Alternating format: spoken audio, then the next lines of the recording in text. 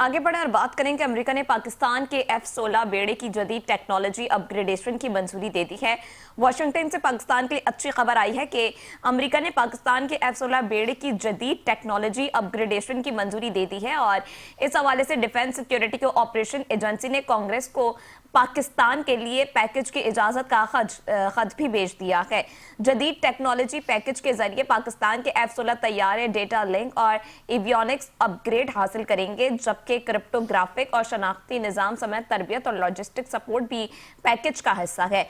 इस पैकेज में खुसूसी tools, spare parts और दीगर सिस्टम्स भी शामिल हैं। जदीद अपग्रेडेशन से पाकिस्तान के F-16 बेड़े की उम्र 2040 तक बढ़ जाएगी और इस पैकेज से अमेरिका और पाकिस्तान के दरमियान मुश्तरका ऑपरेशंस और तरबियत में बेहतरी आएगी। अमेरिकी पैकेज की मजमूई मालियत तकरीबन $686 मिलियन है और इस फैसले का मकसद मुश्तरका सलामती और इंसदाद दहशतगर्दी कोशिशों की हिमायत करना है।